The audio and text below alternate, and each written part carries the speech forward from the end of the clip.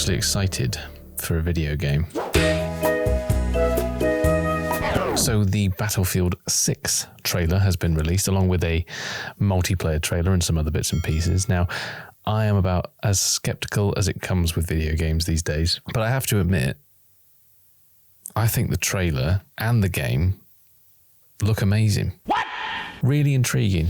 And that really isn't something that I thought I would be saying, and something that I haven't said in a very long time. I mean, back in the day, I loved a bit of FPS action. I'm more of a COD fan than a Battlefield fan, to be fair. But I go all the way back to COD 1 and Sam Merrickley's with the 101st. It was awesome. I mean, taking Pegasus Bridge with the first airborne, it just incredible, just incredible games. I remember the bolt action only servers and actually having to pick up health, not just hide round corners. I mean, I've loved a lot of the titles since then as well. You know, Call of Duty 2, that was just amazing. World at War with the bonsai charges.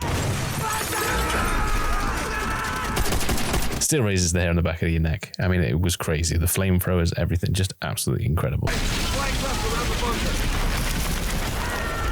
And Battlefield hasn't been without its charms in that time as well. I mean, the pinnacle for Battlefield is obviously Battlefield 1. It's just another level.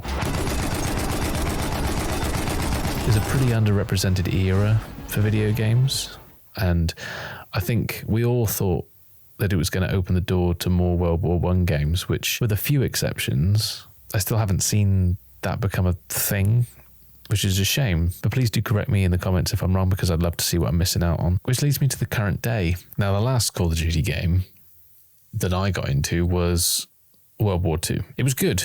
It was good. I remember playing the story mode or whatever, and I thought it was interesting, but I think I liked it more because it harked back to my roots of Call of Duty 1, Call of Duty 2, that kind of thing. And so it wasn't a standout game by its own merit. And I think really, even though it hinted at Call of Duty 1 and Call of Duty 2, it couldn't bring back that sort of mode of playing. It couldn't bring back the same kind of feeling that I used to get from Call of Duty 1, Call of Duty 2, that kind of thing. It couldn't capture that same kind of atmosphere. But I think that's more of a comment on how the way games have evolved and game development has evolved, because these days video games are like incredibly linear and incredibly hand-holdy, at least in my opinion. I used to feel challenged when I played video games, you know. It seems like the player is pandered to a lot more these days. But we've also experienced the last sort of 20, 25 years of game development, and I think we've all moved on from that mode of playing where, you know, you just get thrown into a particular situation, have to figure it out. And so you can't really go back to that way of making games, and so you can't really be that harsh on games like COD. I don't know if that makes sense. Anyway, my point is, like movies, TVs, and music, I just haven't been able to get the same kind of experience I used to get from them, and a sense that I'm craving, actually. And you can say what you want about politics, it's just the media itself is hollow, and it's not made with the same kind of love or the same kind of energy that it once was. And that's probably as a result of the divided world that we live in these days, which again is a sad state of affairs. But I have to say, with this new Battlefield trailer, I am actually excited for it.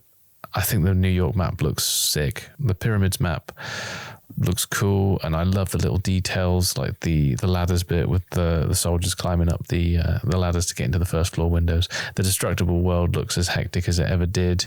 In fact, even more so, to be honest. I think the thing that sticks out more than anything is that they look like soldiers fighting in a large-scale battle, which is what we're all looking for, I think, when we play FPS games.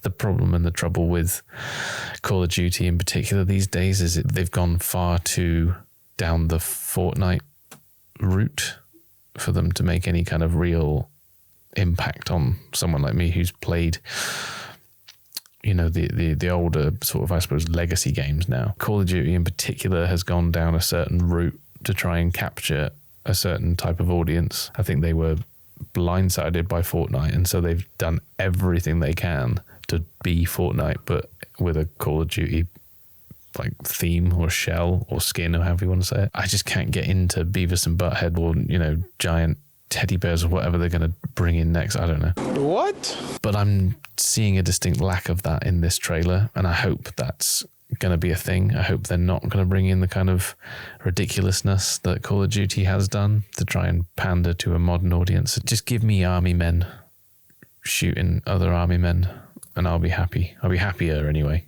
One tiny detail about the trailer that I wasn't expecting was the inclusion of Limp Bizkit on the multiplayer revealer. It's just one of those days. I thought it was great, and it actually added to my enjoyment of the trailer and excitement for the game to come out. And don't get me wrong, I'm not a massive Limp Bizkit fan, far from it actually. But I think actually Fred Durst's vocal in that riff, it really worked.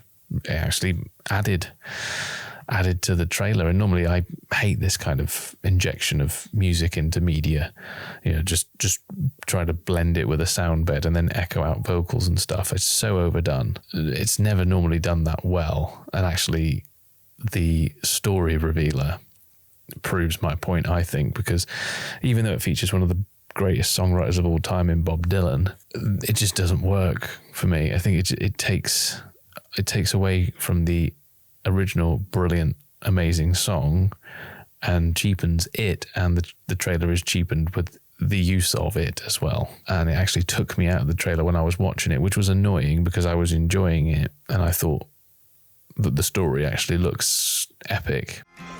Let's get to work. Like I say, I think the trailers look and sound great, minus Bob Dylan.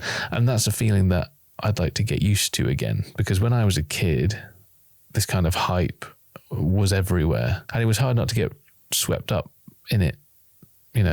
We were surrounded by amazing video games, amazing albums and films and TV shows. And we were so lucky to be surrounded by such truly great artists and developers who put out amazing stuff. And it hasn't been the same for some time now. And I don't care what walk of life you come from. It's so hard to get excited for a new piece of media these days. It doesn't matter what the genre or medium is or platform or whatever. Too much just thrown at us constantly from different angles, and you miss trailers and you miss, the discussions and just knowing that something's coming. I didn't even know that Happy Gilmore 2 was coming out, and all of a sudden it's already out. Happy Gilmore sucks. It's things like that. It's like you just don't get that anymore. You don't get that hype. You don't get that build-up. Maybe that's just me, I don't know. But it's hard to get excited about anything these days, which is really sad. Really, really sad. And that's why I'm so happy to say that, yes, I am excited for Battlefield 6, and it's come purely from this trailer. I am still skeptical, and deep down, yes, I know it probably will be god-awful. But I would say mission accomplished for the marketing team, because I am tempted to pre-order the game, and I can't wait to see more about it. And I think that's awesome. I think that's amazing to say. I am excited for Battlefield 6, but what I'm more excited about is being excited about it, because it's been far too long since I was able to say that.